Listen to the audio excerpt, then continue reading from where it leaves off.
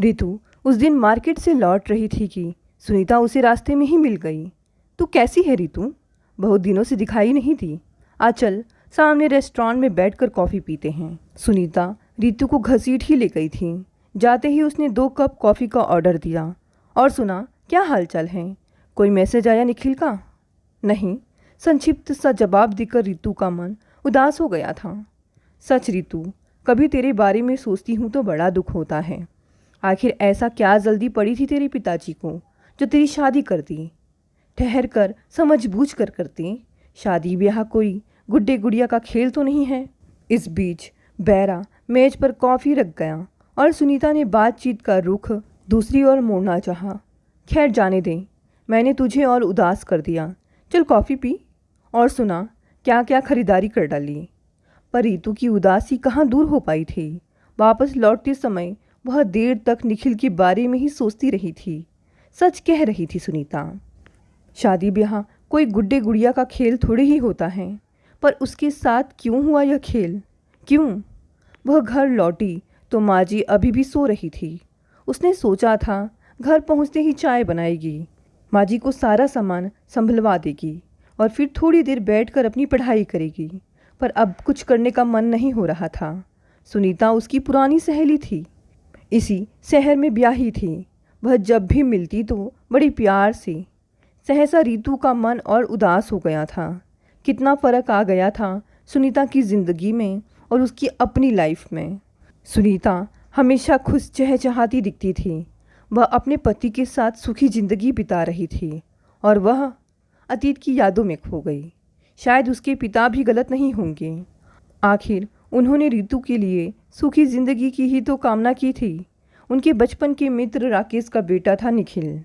जब वह इंजीनियरिंग की पढ़ाई कर रहा था तभी उन्होंने यह रिश्ता तय कर दिया था।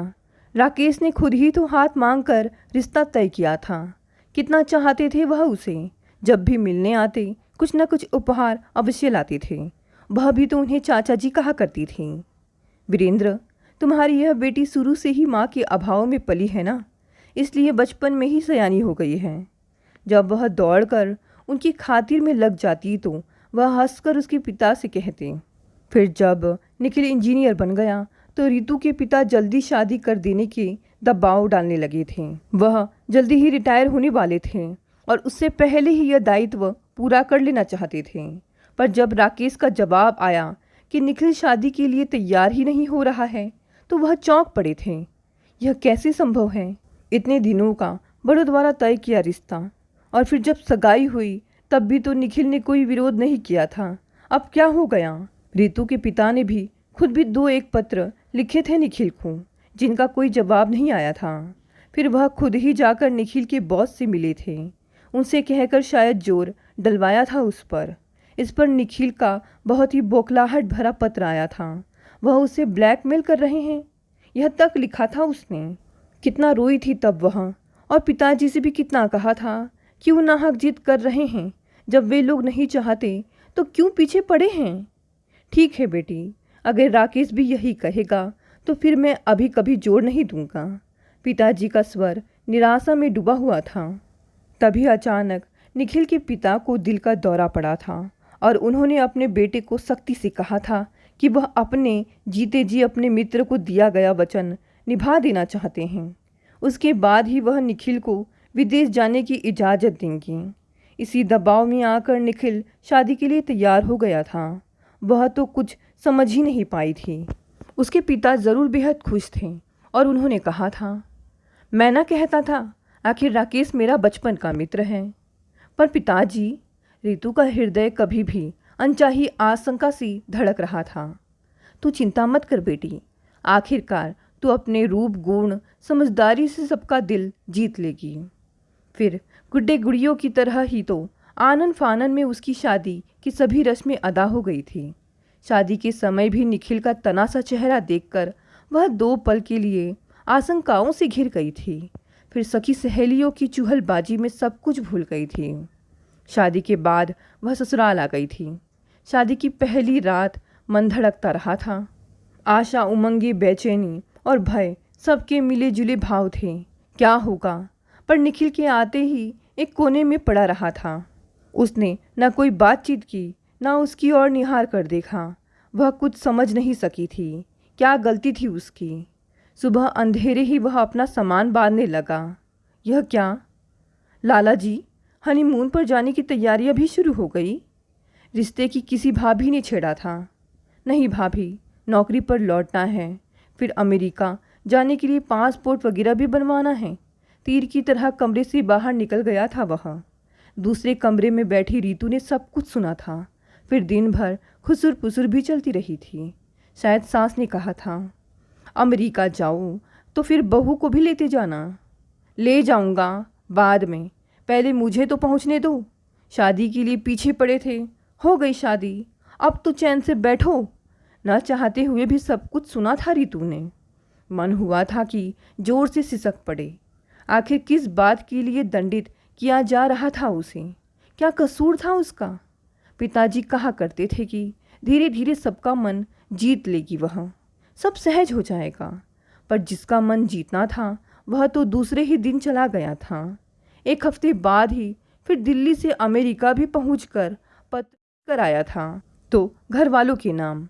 उसका कहीं कोई जिक्र नहीं था।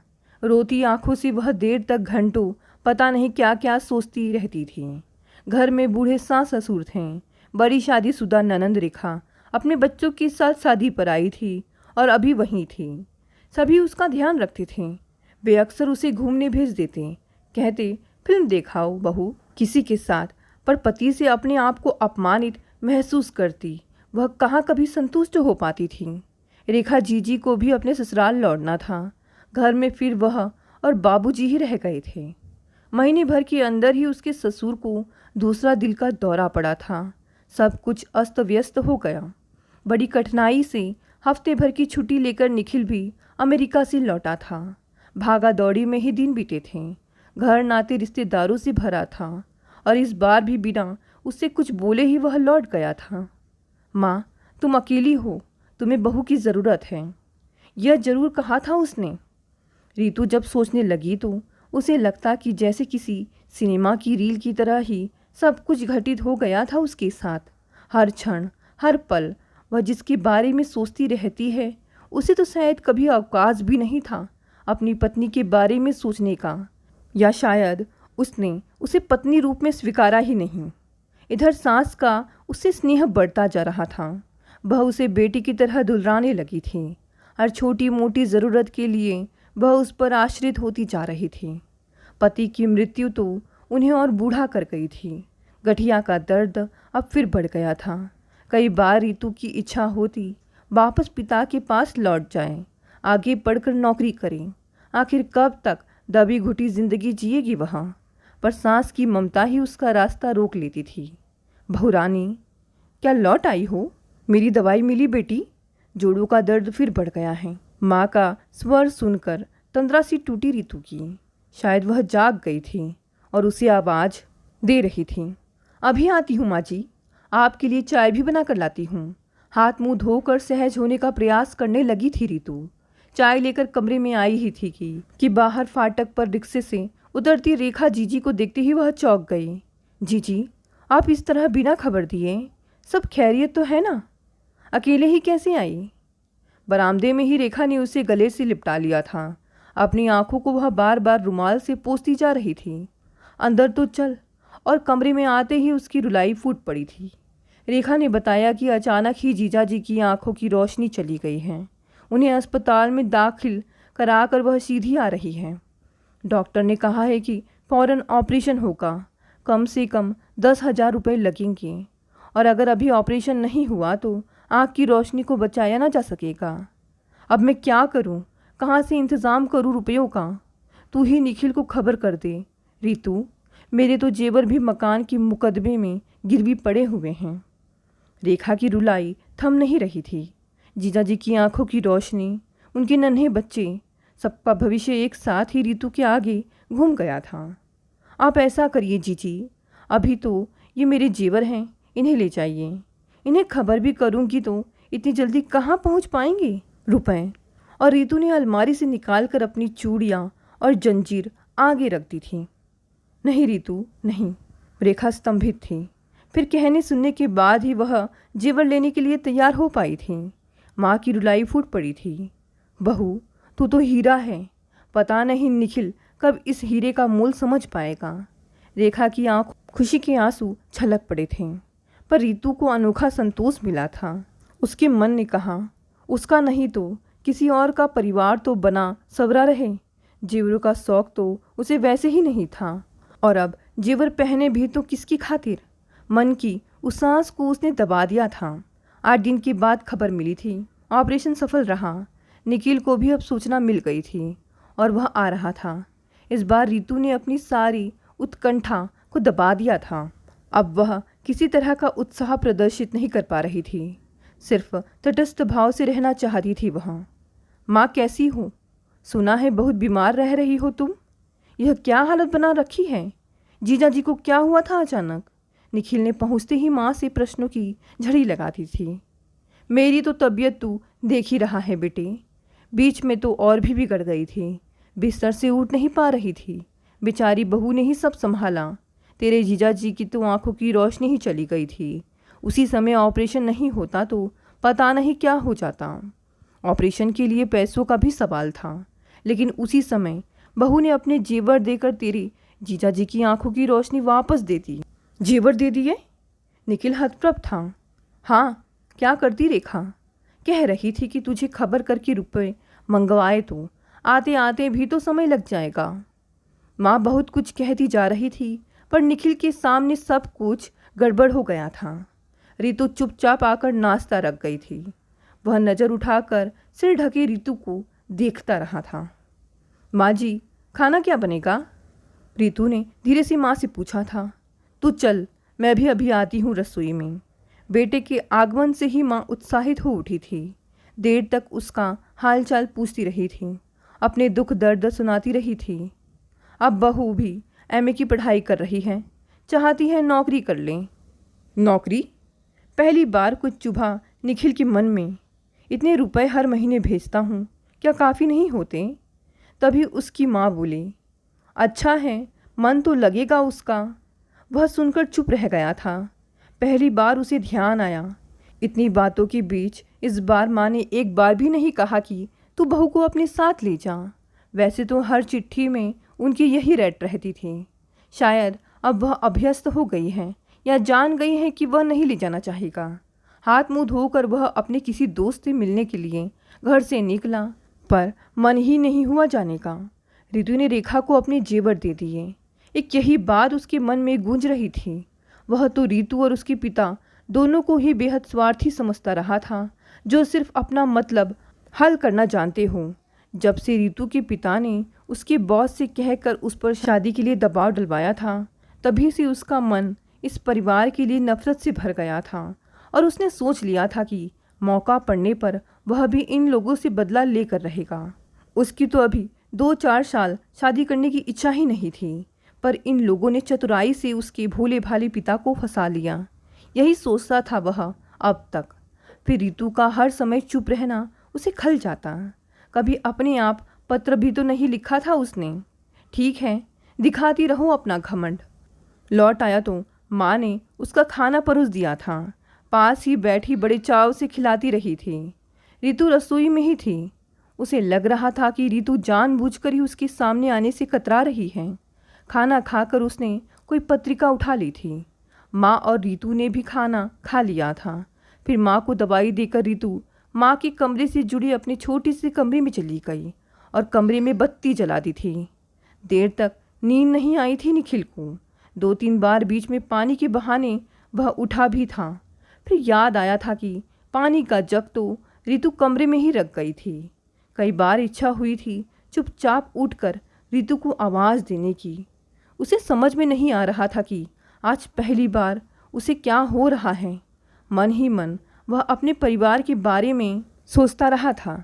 वह सगा बेटा होकर भी घर परिवार का इतना ध्यान नहीं रख पा रहा था।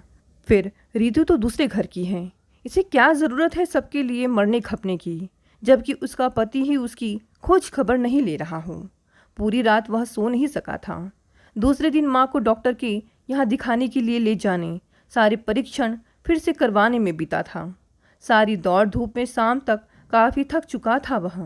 रितु अकेली कैसे कर पाती होगी। दिन भर वह भी तो माँ के साथ ही उन्हें सहारा देकर चलती रही थी। फिर थकान के बावजूद रात को माँ से पूछकर उसकी पसंद की कई व्यंजन खाने में बना लिए थे। माँ, तुम लोग भी साथ ही खा लो ना, रितु की तरफ देखते हुए उसने कहा था। नहीं बेटे, तू पहले गर्मा गर्म खा ले। माँ का स्वर लाड में भिगा हुआ था। कमरे में आज अखबार पढ़ते हुए निखिल का मन जैसे उधर ही उलझा रहा था। माँ ने शायद खाना खा लिया था। बहू, मैं थक गई हूँ, दवाई देखकर बत्ती बुझा दे, उनकी आवाज़ आ रही थी। उधर रितु रसोई घर में सब सामान समेट रही थी। एक प्याला कॉफ़ी मिल सकेगी क्या? रसोई के दरवाजे पर खड़े होकर उसने कहा था। रितु ने नज़र उठाकर देखा भर था। क्या था उन नज़रों में? निखिल जैसे सामना ही नहीं कर पा रहा था। रितु कॉफ़ी का कप मेज पर रखकर जाने के लिए मुड़ी ही थी कि निखिल की आवाज़ सुनाई दी। आओ बैठो। उसके कदम ठिठक से गए थे। दूर की कुर्सी की तरफ बैठने को उसके कदम बढ़े ही थे कि निखिल ने धीरे से हाथ खींचकर उसे अपने पास पलंग पर बैठा लिया था।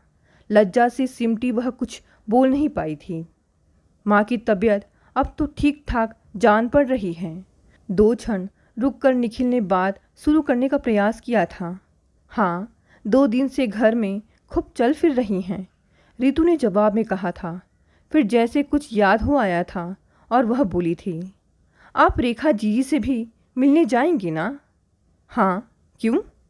माँ जी को भी साथ ले जाइएगा, थोड़ा परिवर्तन हो जाएगा तो उनका मन बदल जाएगा।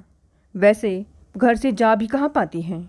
निखिल चुपचाप रितु की तरफ देखता भर रहा था। माँ को ही क्यों, मैं तुम्हें भी साथ ले चलूँगा, सदा के लिए अपने साथ।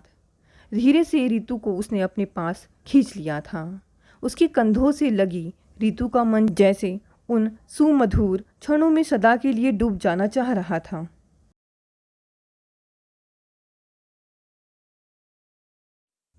अपने कमरे में पैर रखते ही पता नहीं क्यों दिल धक से रह जाता है। माँ के घर में मेरे कमरे में इतनी जल्दी सब कुछ बदल सकता है, मैं सोच भी नहीं सकती थी। कमरे में मेरी पसंद की पीले कलर की दीवार गुलाबी कलर की हो गई है। पर्दे भी क्रीम कलर की जगह चॉकलेटी रंग के लगा दिए गए हैं, जिन पर बड़े बड़े गुलाबी फूल बने हुए हैं। मैं अपना पलंग दरवाजे के सामने वाली दीवार की तरफ रखना पसंद करती थी। अब भैया भाभी का दोहरा पलंग कुछ इस तरह रखा गया है कि वह दरवाजे से दिखाई ना दे। पलंग पर भाभी लेटी हुई हैं, जिधर मेरी पत्रिकाओं का रैक रखा जाता था। अब उसे हटाकर वहाँ झूला रख दिया गया है, जिसमें वह सफ़ेद मखमली सा शिशु किलकारियाँ ले रहा है, जिसके लिए मैं भैया की शादी के साल भर बाद ससुराल से भागी चली आ रही हूँ। आइए दीदी, आपकी आवाज़ से तो घर चहक रहा था, किंतु आपको तो पता ही है कि हमारी तो इस बिस्तर पर कैद ही हो गई है। भाभी के चेहरे पर नवजात मातृत्व की कमनीय आभा है। वह तकिए का सहारा लेकर बैठ जाती हैं। आप पलंग पर मेरे पास ही बैठ जाइए। मुझे कुछ अटपटा सा लगता है। मेरी माँ के घर में मेरे कमरे में कोई बैठा मुझे ही एक पराये मेहमान की तरह आग्रह से बैठा रहा है। पहले यह बताइए कि आप कैसी हैं? मैं सहज बनने की कोशिश करती हूँ। यह तो हमें देखकर बताइए। आप चाहे उम्र में छोटी सही, लेकिन अब तो हमें आपके भतीजे को पालने के लिए आपके निर्देश चाहिए। हमने तो आपको ननन के साथ गुरु भी मान लिया है। मैं थोड़ा सा कुचा जाती हूँ। भैया मुझसे 3 वर्ष ही बड़े थे, लेकिन उन्हीं की जिद थी कि पहले साधना की शादी होगी तभी वह शादी करेंगे। मेरी शादी भी पहले हो गई और बच्चा भी।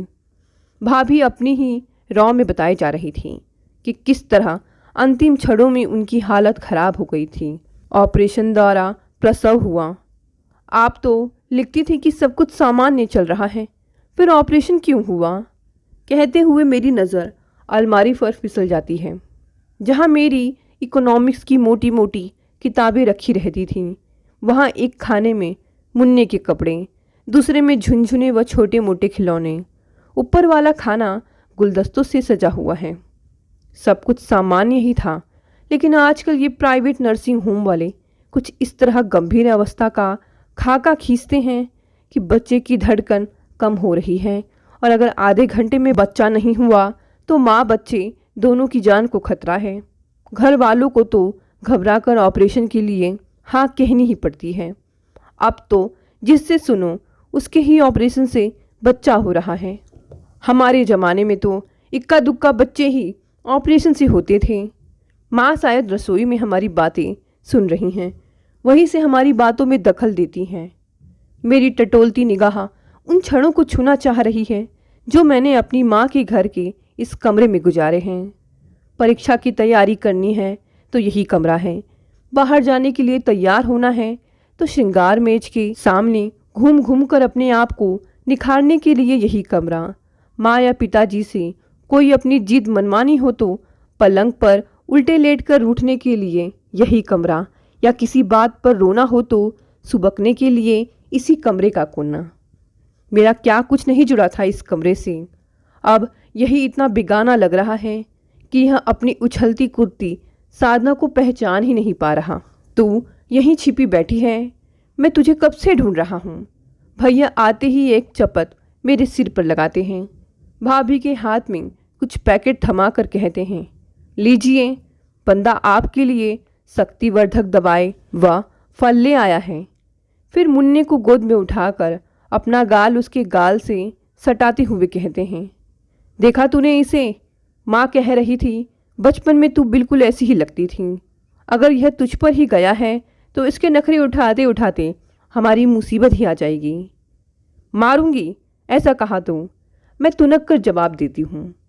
मुझे यह दृश्य भला सा लग रहा है।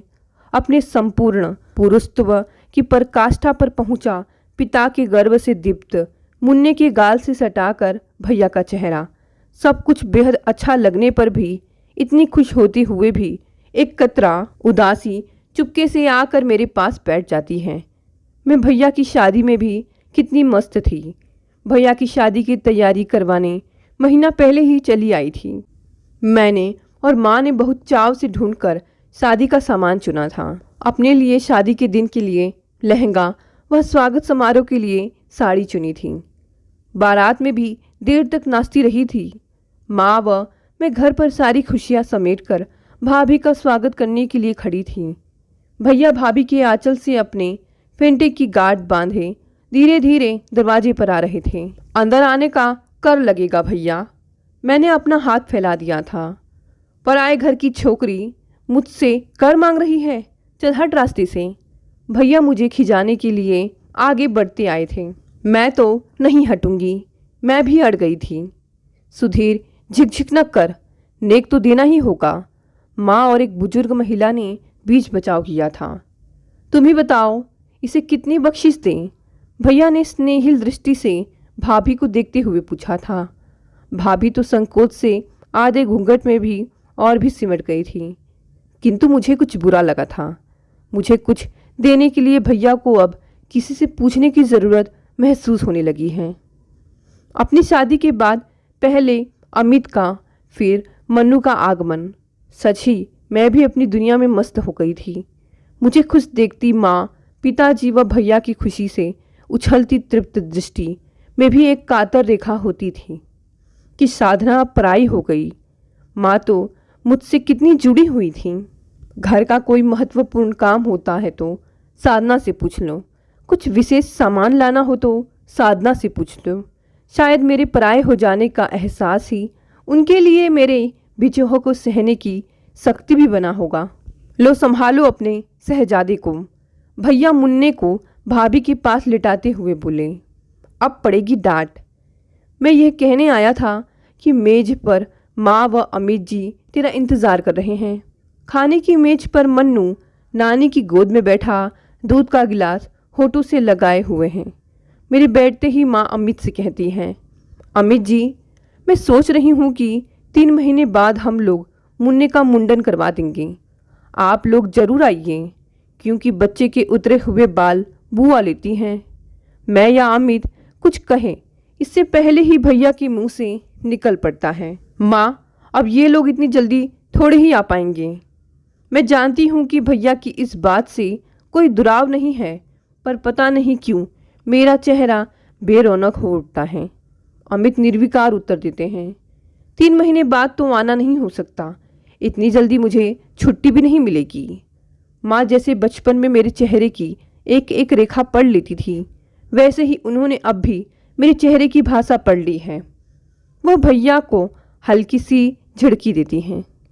तू कैसा भाई है, अपनी तरफ से ही बहन के ना आ सकने का मजबूरी बता रहा है।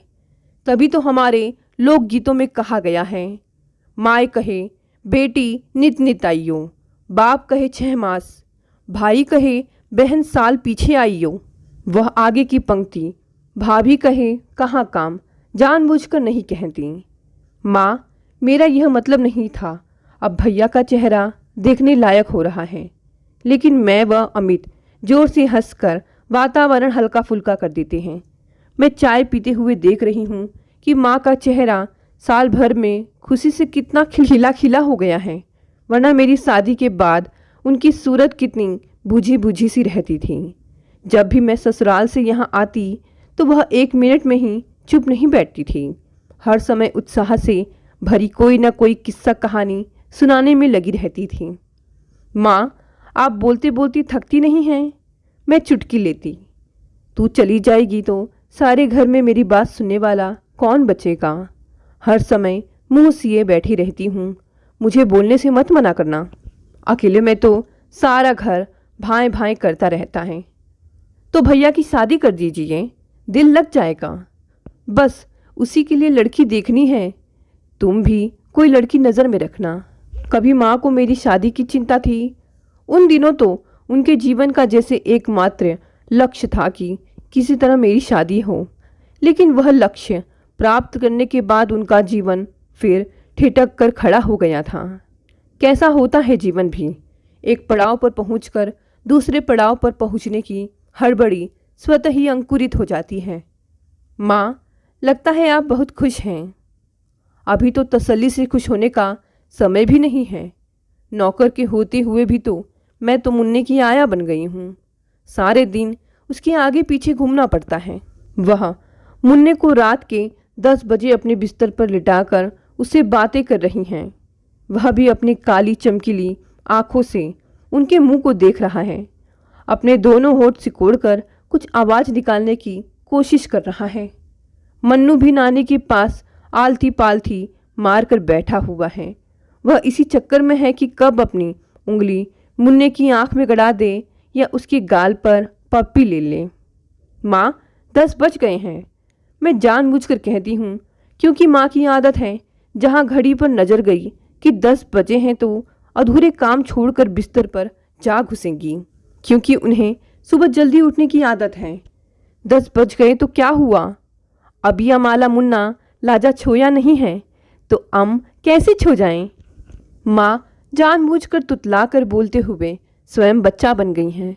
थोड़ी देर में मुन्ने को सुलाकर माँ ढोलक लेकर बैठ जाती हैं। चल आ बैठ। 5 जच्चा सगुन की गालें। आज दिन भर वक्त नहीं मिला। मैं उबासी लेते हुए उनके पास नीचे फर्श पर बैठ जाती हूँ। उन्हें रात के 11 बजे उत्साह से गाते देखकर सोच रही हूँ कि कहाँ गया उनका जोड़ों या कमर का दर्द। माँ को देखकर मैं किसी हद तक संतुष्ट हो उठी हूँ। अब कभी ससुराल में अपने सुखद क्षणों में यह टीस तो नहीं उठेगी कि वह कितनी अकेली हो गई है। मेरा यह अनुभव तो बिल्कुल नया है कि माँ मेरे बिना भी सुखी हो सकती हैं। नामकरण संस्कार वाले दिन सुबह तो घर परिवार के लोग ही जुटे थे। भीड़ तो शाम से बढ़नी शुरू होती है। कुछ औरतों को सामियाने में जगह नहीं मिलत, इसलिए वे घर के अंदर चली आ रही हैं। खाना पीना, शोर शराबा, गाना बजाना, उपहारों और लिफाफों को संभालते पता ही नहीं लगता कब 11:30 बज गए हैं। मेहमान लगभग जा चुके हैं। कुछ भूले भटके 10 लोग ही खाने की मेज के इर्द गिर्द प्लेटें हाथ में लिए गपशप कर रहे हैं। बैरों ने तंग आकर अपनी टोपियां उतार दी हैं। वे मेज पर रखे टोप, नीचे रखी सामियाने में बिखरी झूठी प्लेटों व गिलासों को समेटने में लगे हुए हैं। तभी एक बैरा गुलाब जामुन व हरी बर्फी से प्लेट में शुभकामनाएं लिखकर घर के अंदर जाता है। यूपी वाली मामी बरामदे में बैठी हैं। वह उन्हीं से पूछता है, बहू कहाँ है जिनके बच्चे की दावत है। तभी सारे घर में बहू की पुकार मच उठती है। भाभी अपने कमरे में नहीं है, मुन्ना तो झूले में सो रहा है। मैं भी उन्हें माँ पिताजी के कमरे में तलाश आती हूँ। तभी माँ मुझे बताती हैं, मैंने ही ऊपर के कमरे में उसे कपड़े बदलने भेजा है। बेचारी साड़ी व गहनों में परेशान हो रही थी। मैं ऊपर के कमरे के बंद दरवाजे पर ठक ठक करती हूँ। भाभी जल्दी नीचे उतरिए, बैरा आपका इंतज़ार कर रहा है। भाभी आहिस्ता आहिस्ता सीढ़ियों से नीचे उतरती हैं। अभी उन्होंने जेवर नहीं उतारे हैं। उनके चलने से पायलों की प्यारी सी रुनझुन बज रही है। बहू हमारी शुभकामनाएं लीजिए। बैरा सजी हुई प्लेट लिए आंगन में आकर भाभी के आगे बढ़ाता है। भाभी कुछ समझ नहीं पाती। मामी बरामदे में निक्की की चोटी गूंथते हुए चिल्लाती हैं, बहू इनको बख्शिश चाहिए। अच्छा जी, भाभी धीमे से कहकर अपने कमरे में से पर्स ले आती हैं। अब तक माँ के घर के हर महत्वपूर्ण काम में मुझे ही ढूंढा जाता रहा है कि साधना कहाँ है। साधना को बुलाओ, उसे ही पता होगा। मैं क्यों अनमनी हो उठती हूँ। क्या सच में यह नहीं चाह रही कि बैरा प्लेट सजाकर ढूंढता फिरे कि इस घर की बेटी कहाँ है। 21 रुपये, इतने से काम नहीं चलेगा बहू जी। भाभी और रुपए भी डालती हैं, लेकिन वह बैरा नहीं मानता। आखिर भाभी को झुकना पड़ता है। वह पर्स में से 500 रुपये निकालती हैं। बैरे को बख्शीश देता हुआ उनका उठा हुआ हाथ, मुझे लगता है कि जिस घर के कण कण में मैं रची बसी थी, जिसके अलग मेरी कोई पहचान न थी, अचानक उस घर की सत्ता अपनी समग्रता लिए फिसलकर उनके हाथ में सिमट आई है। न जाने क्यों मेरे अंदर अकस्मात कुछ चटकता है। मन ही मन मैं आज सचमुच पराई हो गई। आखिर मैं इस घर की बेटी जो हूँ, भाभी भी तो किसी घर की बेटी थी और यही संसार का एक नियम है। दोस्तों, ये छोटी सी कहानी यही समाप्त हो गई। अगर कहानी पसंद आई तो इसे लाइक, शेयर और कमेंट ज़रूर करें। साथ ही साथ अगर आप नए हैं तो चैनल को भी सब्सक्राइब कर लें। धन्यवाद दोस्तों, मिलते हैं अगली नई कहानी से।